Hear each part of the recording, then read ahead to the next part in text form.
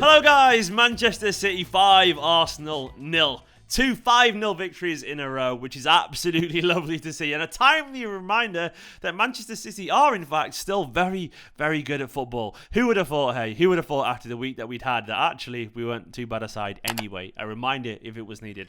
And also a reminder from myself here for you all to go and download OneFootball right now. Click the link in the description below. OneFootball is a wonderful app. It costs absolutely £0, $0, 0 pesos, zero whatever. It's free, basically. You can join over 10 million people and download it and get all the latest Manchester City news and all the news from across the world of football sent straight to your phone. Get little notifications as anything big happens, and it's the final week of the transfer window, so who knows, man? Who knows? And you don't miss out on any of the big news. And it also, once again, helps support my channel a little bit. Go and get all your stats, all your news, and download OneFootball right now. Do it.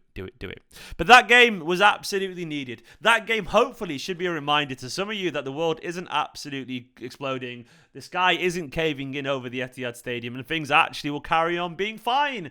As I said in my video yesterday, we sometimes forget how good that this squad that we've got is. And yes, it's just Arsenal. And yes, it was just Norwich. But I'm sorry, if you can't enjoy two 5-0 victories in a row, in my opinion, you're getting football wrong. Sometimes you need to enjoy what's in front of you. And in this instance, we got to enjoy some wonderful football. And most excitingly, I always love it when a little story emerges here and there. And you can't underestimate the power of a victory like this after that week we've had. I mean, we don't need to go into too much detail, but of course, there was the Kane debacle.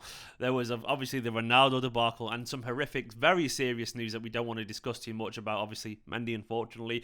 It's not been a good week for Manchester City at all. It's been a horrific week, and sometimes you need to just get back out on the pitch and enjoy some good football. And of course, combined with the announcement and launch of those two statues of David Silva and Vincent Kompany, both which in my opinion look absolutely great. I love the individual styles and the poses which perfectly capture the essence of both of those players.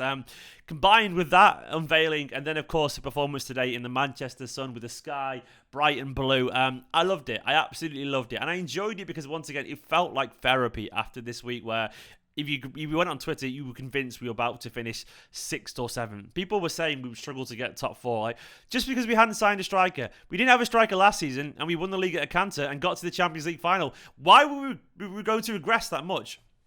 I never got it. I never got that personally that we suddenly were going to become a Europa League side just because we hadn't signed a striker. It felt like an overreaction because, in my opinion, it is an overreaction. I can't prove it until the end of the season, of course, but we are still a fantastic side. And you got to remember as well that not signing someone else's misery can often be someone else's joy. For Manchester City to not sign Harry Kane or Cristiano Ronaldo, that would definitely frustrate the life out of, maybe Guardiola or Kevin De Bruyne. But I can guarantee you there'll be a spring in the step of Ferran Torres, Gabriel Jesus, maybe someone like Liam Delap, who feel that they will probably get more game time now this season. Opportunity knocks sometimes for players like this, and you'd be surprised how often quality footballers take those chances. Who would have thought last season that Gundogan would have become a goal-scoring midfielder, which he carried on today, by the way? No one would have thought that last season. No one would have thought Gundogan was scoring 15-plus goals last season. No one. It was totally out of character. But he was a great player that found a solution by being fantastic. Now, I'm not saying these players are Gundogan or anything like that, but would anyone honestly be surprised if Ferran Torres carried on his great form currently, or Gabriel Jesus found a bit of confidence and made that right wing slot his own and scored 20 goals as well this season? Sometimes you need a bit of opportunity. Maybe we'll see Liam Delap actually get the chance that maybe his EDS form is warranted. I guess the point I'm making is like the idea that none of these players would be able to step up was always and is nonsense in my opinion. I'm not saying they will do, but they are definitely capable of finding a little bit of form and a little bit of confidence and seizing that opportunity. Do not underestimate the impact of not having someone like Aguero around the dressing room now, so you no longer feel inferior, and not having another striker there, it could backfire miserably, but it could also be the momentum or the making of a Jesus or a Delap or Ferran Torres. And I think we saw some signs today why actually maybe we don't need to panic quite as much as we thought we did. The football from the off was it was good. Then it got better. Of course, Arsenal were down to 10 men after a couple of goals. Granit Xhaka getting himself sent off for being silly. And I can't really argue with the decision, to be honest. You don't leap in like that. Even if you didn't make connection with the player, you can't do that. It was silly. We started off the earlier course as well with a goal. Gundogan, back post, lovely little header. Gundogan from a Gabriel Jesus cross as well, out on the right wing again. Obviously, the front line was Grealish on the left, Gabriel on the right, Ferran through the middle, and then we had Rodri, Bernardo, and Gundogan midfield with Cancelo, Kyle Walker, Diaz, Laporte, and Ederson in goal. Bored Ederson, who had fun today, didn't he? And we'll get onto that later. But Gundogan with a nice header at the back post, of course. Then Ferran Torres as well. Who scored the second? Was it Ferran Torres?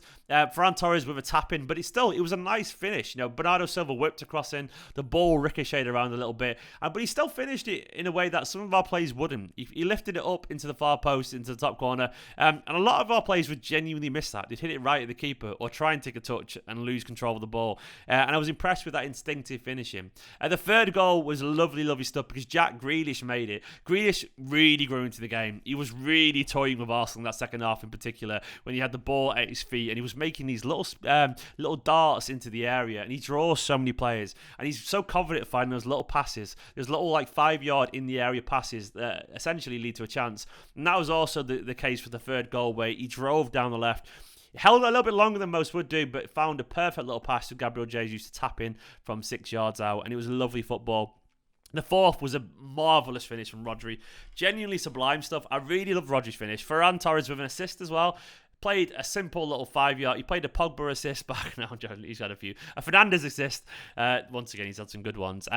Rolled a 5-yard pass back to Rodri, but he placed it absolutely perfectly into the far corner. He curled it around. I love shots that arc outside the post and come back in. Wonderful stuff from Rodri and a fantastic goal. And finally, Ferran Torres scoring the kind of goal we've seen Aguero score a lot of times, getting between the defenders. Another instinctive striker's run from Ferran Torres, and he headed it in.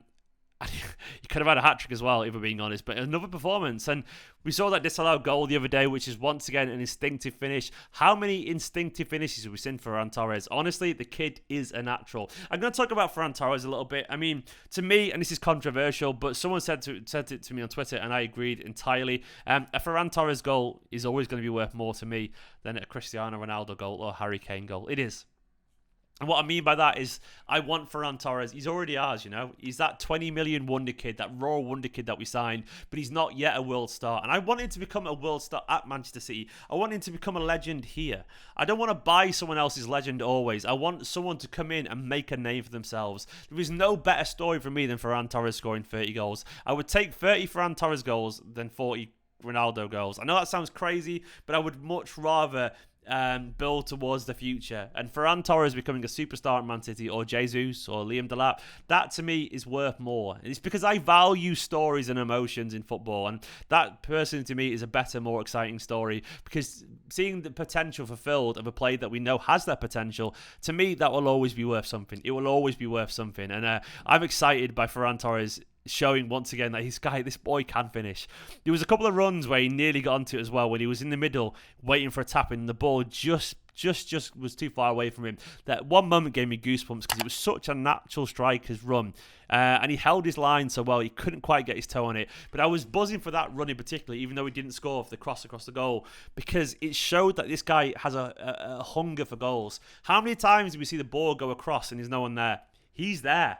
And I love that. I absolutely love that. Do not sleep on Ferran Torres. And do not sleep on Gabriel Jesus as well. Another great performance. A goal and an assist. A live wire. Wonderful to see. He's maybe this is his remontada season, his comeback season. Maybe it is, Grealish once again in the second half was toying with Arsenal. I loved it. I absolutely loved it.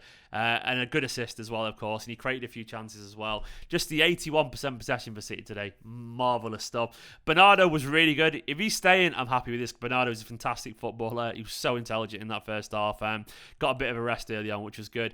Gundogan, a goal again, creating so many chances, so controlled. Rodri was good too. You can only beat what's in front of you, and Rodri absolutely played them off the park. Defensively, zero to do. Walker, fine. Zinchenko, fine. Cancelo got forward really well. Nearly scored as well. Ederson was on a mad one today, but I will get over it. But overall, this was a good performance, and 2 5-0 victories are not to be scoffed at. Arsenal were insipid. They look poor, and I do worry about Arteta's future. I say worry. I'm not overly bothered because it's not our problem. But Arteta, he's going to come under a lot of pressure over the next few days, probably fairly so. Arteta looked absolutely toothless. They looked poor. Arsenal really need to improve, but that's not our problem. But they look like a team who don't know what they want to be at the moment, and that is going to come back to haunt them. For now, though, I will say this again. Do not give up on this Manchester City side. Remember just how good we've got it. And yes, we may not win the league this year. I don't know if we will. We could do because we're great, but we might not. And if so, so be it. The point I'm making is we still have it very, very good at Manchester City. We still watch world-class players do world-class things on a very regular basis. We are still a fantastic side, and we still are blessed with a whole bunch of winners. And all this today without the likes of some of our regulars last season like John Stones, Kevin De Bruyne, Phil Foden. Give us some time, and I think we'll be surprised just how good we could be this season. I'm not saying we're going to win the league, but what I'm saying is it's not as bad as it is. It's never as bad as you think it is. It's often as good as we think it is as well at Manchester City. We're very, very lucky. Guys, thank you for watching this, and thank you to everyone who joined me on the Twitch stream as well. It was great fun today. Loads of viewers over there. Thank you so, so much. Go and join me as well for the fan view live in a bit. As you're watching this video, it's probably nearly ready. Thank you for watching. Thank you for Scott Denemy, my page producer. You're all legends. Big love to every single one of you. Catch you all very, very soon. Come on, City. Come on, City.